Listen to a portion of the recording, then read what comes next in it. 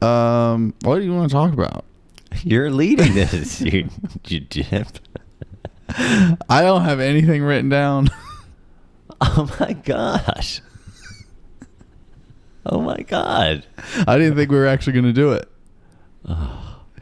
I mean, we could probably tape this intro and then tag it to the rest of another show. Because it's not my job to come up with stuff. It's not my show. I thought you were going to come on here. Usually it's my guests who have questions for me. No, it's not. No, it's not. That's how we usually do it around here. No, it isn't. And I just cut all the parts out where they ask me questions. I have no... Come on. Okay, all right. Are you serious? Are you serious? So we met a little over 10 years ago doing stand-up. Yes. And you started before then. Yeah, a couple of years. Yeah. What was your start year? 2009, 2010. I would come in from school on breaks. You went to ECU? Yeah, I went to ECU, and on breaks I would come back because this is where my parents live, and I would try to get up. And the first couple of years it was really funny because I'd be in town for a couple of weeks, and I'd meet a couple folks, and then I'd leave for months, and they'd like show back up, who the fuck is this guy?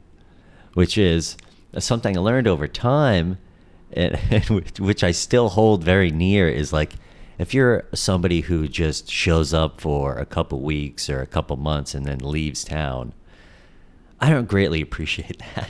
Right, yeah. You want to talk about some of my least favorite things? That is it. Like, we have to give credence to some of these, I'm not even going to say the C word, people who do comedy.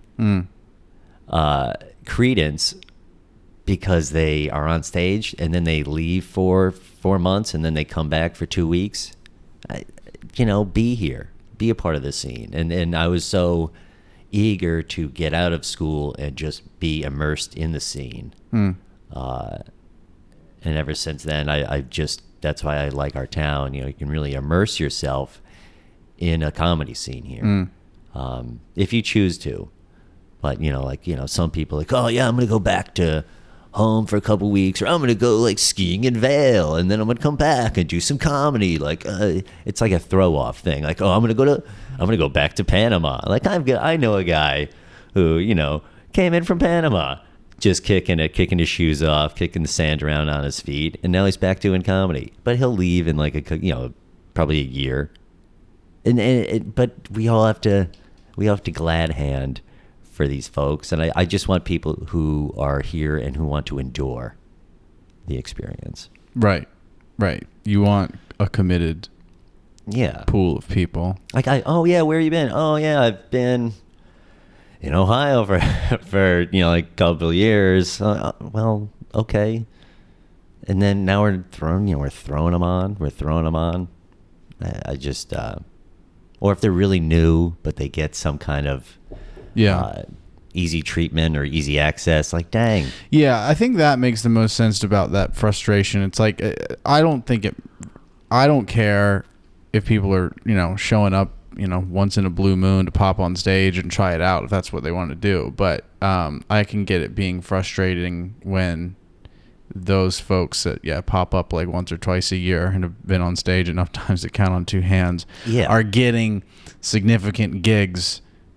Get spots and it just they got to grind a little more. But that's just my opinion. That's my opinion. But that's the point of this. Yeah, you're a bit neurotic about it. I am because I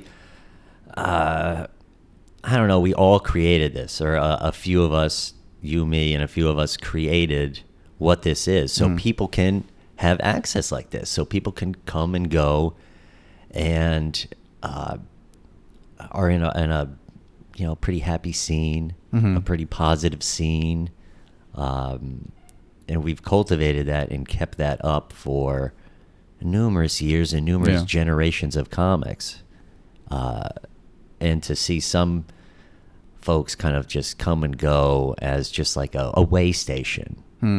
just kind of annoys me. That's all. Right. Because some people they've joined the scene and they stay and they come every week and they're like, yeah, that's really cool. And then some other folks don't. So I just kind of, hi bye.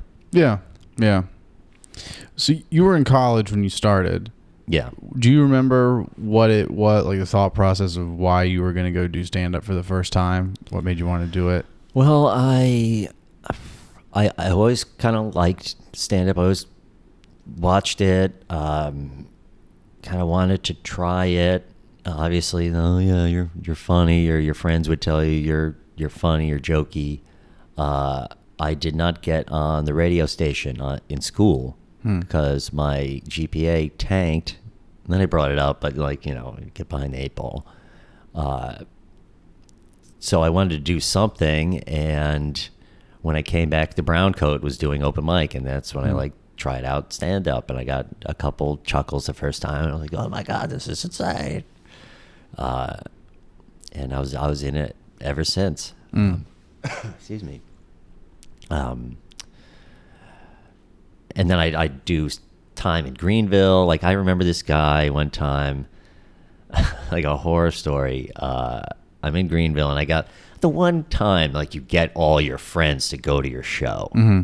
The one time you can get that, I have everybody at my show. I probably ate it. I think I really did eat it. And this other guy goes up, and he went up before me.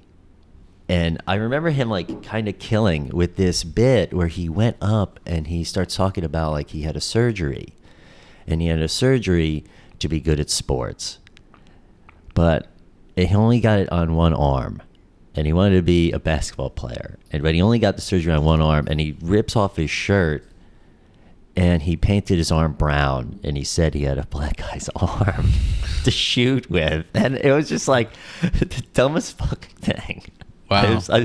And everybody, a bunch of people laughed at that. Right. And I'm in the back like, what the fuck? I constructed bits, and I'm doing self-deprecation, which is like up here of the comedy totem pole of quality things to do. And this guy is, doing Akeem Olajuwon arm. and I tank. And I was just, fuck this. Yeah. So. Yeah. I that can be frustrating too with audiences, like, or like, I don't even think I find myself frustrated by it. I find myself more fascinated by,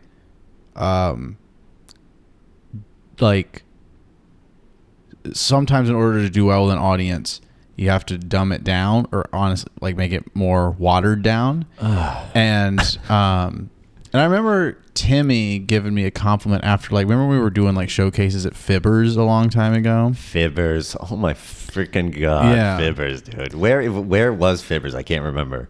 It's where Waterman's is now. I think it's like, Waterman's Brewing Company, like, close to Wrightsville Beach. Yeah. I think that's Fibbers, what dude. Fibbers was. But Timmy told me after one of these showcases I did that I was good at taking weird and complicated concepts and explaining them in a way that was easily understood by people. That's a good trait to have. Yeah. Because people are stupid. Well, I mean, that is kind of the essence of it is because, I mean, you know me when I go off my little tangents, like, earlier today at PTs, I have this mind that and thought process that most people just do not have the patience for. And right, like when Michael Phipps, God bless him, I love him, but when he turns to me, he's like, do you like the sun? I'm like, yeah. What do I like, live in a cave? I live under the earth? Like, of course I like the sun. Well, stare into it. Well, see, and there's the part where you tip the cart there, stare in the sun. But yeah. Yeah, and like, shout out to Mike. Love you. Shout out to Mike. And like, I think that's a good example. I think so Mike is a good example, someone that has a very unique way of talking and a very unique mind, and like loves to express it and engage in conversations with people and then tell people what's going on in his mind and what he's thinking about, what he's busy doing. And then also, like, on the other end of that spectrum, like, in college, did you ever have to read like any like academic papers, like just lofty like essays or whatever? And it's like written in this way where it's just like, it's hard to read. Yeah. It's just these long sentences with the biggest words possible, where you have to look up most of the words at that age to even figure out, okay, this sentence could have very easily been this sentence, but you're showing off your intellect with just showing off how many big words you know. Yeah. And you're prioritizing that rather than just communicating your fucking idea to as many people as you can. And so I think that's an important part of comedy. And then because of that, it is the unfortunate thing that sometimes the really hacky shit can do better with some crowds, because it's like the dumbest and lowest form of comedy. And like I've pointed out on here a number of times, like I know talking to Brian about it, the unfortunate thing, like why some of the biggest comedians I want to talk about poop and farts. Right. Come on. Yeah. But I'm trying to swing a little higher at the at the sky here. Right. But it's why some of the biggest comedians there are that high up, because most people are not comedy connoisseurs. They can't differentiate between the hierarchy of what's like higher quality, new, novel comedy versus like, no, this is middle of the road. Everyone's been doing the same bit for, 30 years. What's the worst way to say come? Right. Yeah. Yeah. All right, that's our show. No. Yeah, we could end it right there.